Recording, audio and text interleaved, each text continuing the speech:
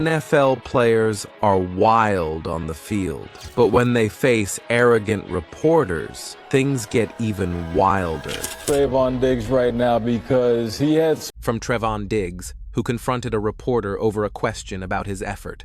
That's what you took from that? Out of that whole play, that's what you took from that? You don't know football. You can't do nothing that I do. You can't go out there and do nothing. To Shedeur Sanders, who called out negativity in real time, I ain't seen nothing positive that you ever said.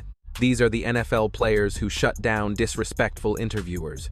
Trevon Diggs. After another brutal Cowboys loss to the 49ers, Trevon Diggs completely lost his cool. Instead of talking to reporters, he went straight for one, Mike Leslie, after Leslie posted a tweet questioning Diggs' effort on a George Kittle catch. That's what you took from that? Out of that whole play? That's what you took from that? You don't know football. You can't do nothing that I do. You can't go out there and do nothing. Stay in your lane, buddy. Stop playing me, bro. Just asking a question, Trevon. I mean, I'm happy to have you answer the question. That whole play, that's what you took from that? That's what you got from that whole play? That's what you got from that? I'm asking. We can talk about it more. What? What were you doing then? The next day, Diggs realized he went too far and apologized. I shouldn't have reacted the way I did, he said. It just caught me at the wrong time. He then explained his side, saying he was the last line of defense and stopped Kittle from scoring. Tackling isn't my superpower, he admitted, but I can tackle. On the other hand, this next NFL player was shocked by a female reporter's disrespectful comments. Cam Newton. In 2017, Cam Newton found himself at the center of a massive controversy after making a sexist remark to reporter Jordan Rodriguez. During a press conference, Rodriguez asked about receiver Devin Funchess's route running. Newton laughed and shut her down. I know you take a lot of pride in seeing your receivers play well. Devin Funchess has seemed to really embrace the physicality of his routes and getting those extra yards. Does that give you a little bit of an enjoyment to see him kind of truck sticking people out there? It's funny to hear a female talk about routes, like, it's funny. But, Funchess is coming along, man. This is a big game for him because of, him being from Detroit. And, I know he want this win extremely bad. And just to see his growth over the years, completely different player. I mean, not just on the field. And, I told him and Benji today, those guys' preparation has been different this year. Fans, reporters, and even the NFL called his comment disrespectful and unacceptable. Dannon, one of his major sponsors, dropped him almost immediately, calling the remark sexist and offensive. Under heavy fire, Newton posted a video apology, admitting his words were extremely degrading and disrespectful to women. Moving on, we have an NFL player who had a meltdown after a reporter asked him a crazy question. Derek Anderson. In 2010, Arizona Cardinals quarterback Derek Anderson lost his cool in one of the most unforgettable press conferences ever. After cameras caught him laughing on the sidelines during a brutal loss to the 49ers, a reporter called him out for it. That's when Anderson snapped, saying in that instance that you were trying to be positive, it was funny. And I don't mean this to be sarcastic or pointed, but I mean that went out on Monday Night Television. A lot of fans are talking about it right now as a big problem with this team. Can you put into context what was going on at that moment? What caused you? And what Deuce and I talk about is nobody else's business. But why was something funny when you're down 18 points in the fourth quarter? It wasn't funny. I wasn't laughing about anything. The camera showed you laughing. That's fine. That's fine. Coach commented about it. That's fine. That's fine. I'm not laughing about it. You think this is funny? I take this serious. I'm real serious. I put my heart and soul into this every single week. All I'm saying is the camera shows you. I'm just telling you right now what I do every single week. Every single week I put my freaking heart and soul into this. I study my ass off. I don't go out there and laugh. It's not funny. It's not. Nothing's funny to me. I don't want to go out there and get embarrassed on Monday Night Football in front of everybody. That's why I'm asking you. What I'm telling you right now. We're not. We're talking. Deuce and I are talking. What was the context? Sorry. At that time, the Cardinals were dead last. Anderson's season was falling apart, and this meltdown just added fuel to the fire. On the other hand, this next NFL player completely shut down a reporter on live TV, Richard Sherman. In 2013, Richard Sherman went head-to-head with Skip Bayless on live TV. At the time, Sherman was dominating the league as a first-team All-Pro, but Bayless kept downplaying his success. So, when Sherman appeared on ESPN's First Take, he didn't hold back. How good do you really believe you are? Because you got people out there looking at you and saying, he's just talking smack. How good do you believe you are? Well, I believe my numbers speak for themselves. I mean, my tape speaks for itself. My tape is my resume. That's what I leave it up to. I mean, you can say whatever you want. Skip can say whatever he wants. But Skip, whenever you refer to me, whenever you speak to me, whenever you address me as all-pro Stanford graduate. Because those are some accomplishments you can aspire to, you will never accomplish. You have never accomplished anything. But those things are on my resume. Those are what I've done. It's my second year in the NFL, going on my third. I mean, you tell me who's wrong. Okay, I'll accept that. I think I've accomplished more in my field than you have in yours, though. You're just getting started. So I'm the top of my field. So I'm all pro. I'm the best, one of the best 22 players in the NFL. You're gonna brush it off.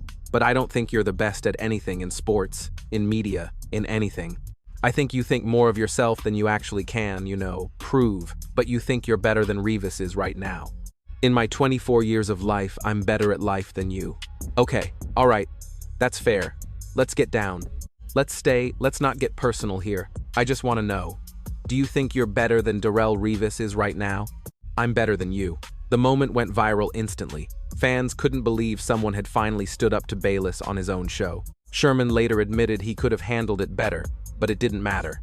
That interview cemented him as one of the boldest, most outspoken players in NFL history. Next, we have an NFL player who completely broke down in front of a reporter, Michael Strahan. In 2006, Michael Strahan made headlines for snapping at ESPN reporter Kelly Nachi after a tough New York Giants loss.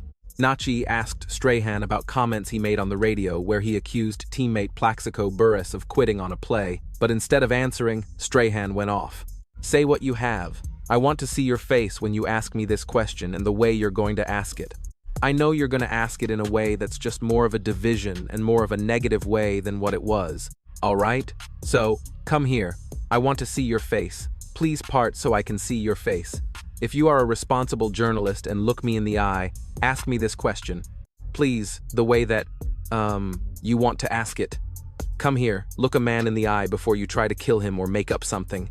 Look him in the eye. Plaxico says you haven't spoken with him about your comments on WFAN. Is that true? I haven't spoken to you about them. Have you spoken to... I've spoken to Plaxico. I spoke to Plaxico in the team meeting as well. Did you do it? You think one play by Plaxico lost us the game?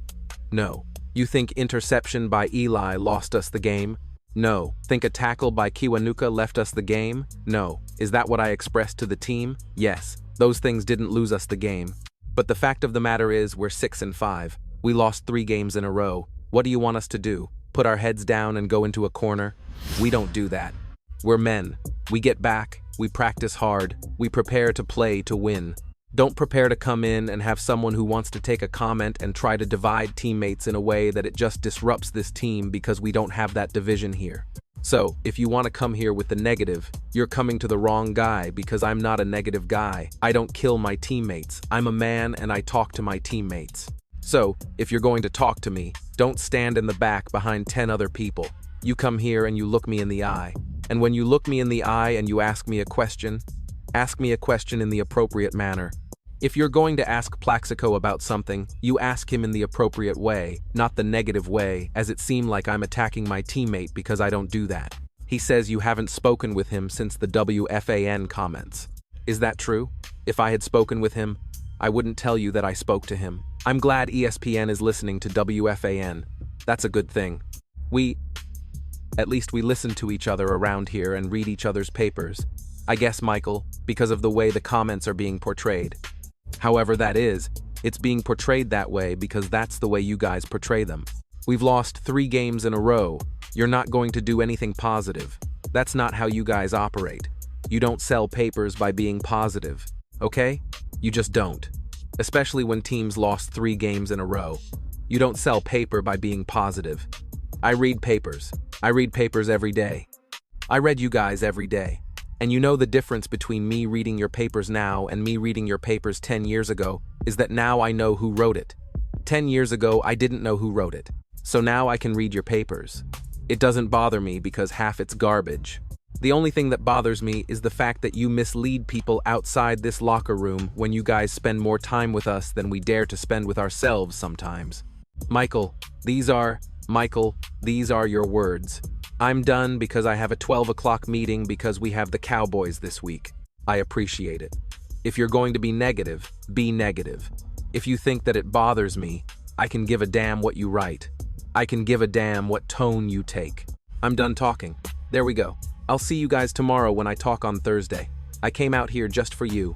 There you go, Michael. These were your words, though. And my words are, I'm done talking. The exchange got heated fast with cameras rolling the whole time. Many fans and reporters called Strahan a bully, saying he crossed the line by berating a journalist just for doing her job. Strahan later defended himself, saying he's a man who speaks directly to teammates and doesn't spread negativity. Moving on, we have an NFL player who got into a tense exchange with a disrespectful reporter, Baker Mayfield.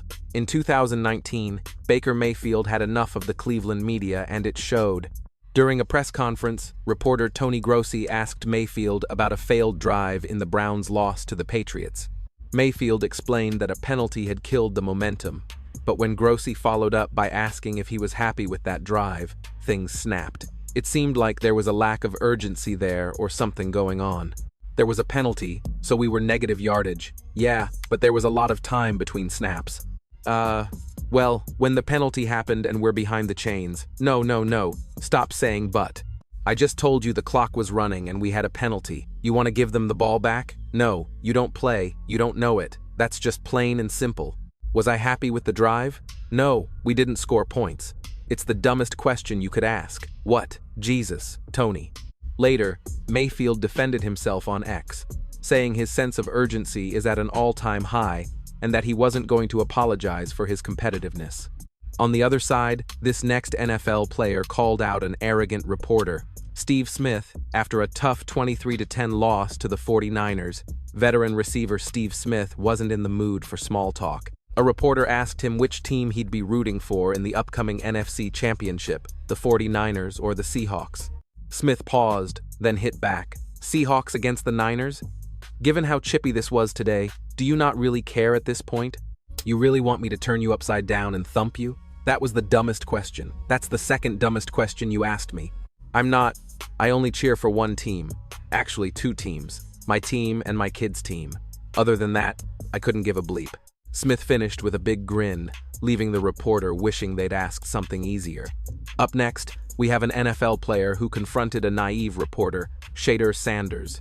After his first NFL preseason game in August 2025, Shedeur Sanders confronted reporter Tony Grossi about his coverage.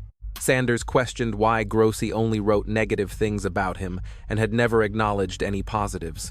I've been hoping you be Tony. I've been hoping you got something positive to say. You only say negative stuff about me and I'm like, I ain't do nothing to you. I ain't seen nothing positive that you ever said. Everything.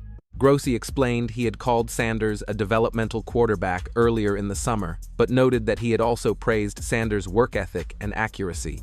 The exchange, captured on video by Sanders' brother, Deion Sanders Jr., went viral. Grossi later acknowledged he was surprised the interaction was filmed, but emphasized that the two parted on good terms and he would be more careful in the future. Next, we have an even wilder incident with a reporter, Micah Hyde and Jordan Poyer. In December 2021, Bills safeties Micah Hyde and Jordan Poyer clashed with reporter Jerry Sullivan after a 14-10 loss to the Patriots. Sullivan asked if the loss, in which the Patriots only passed 3 times, was embarrassing. Hyde and Poyer took offense, calling the question disrespectful and a funny way to force them to criticize their team. Both players stood up and left the press conference. It's been years since a team has won a game running. Is that embarrassing?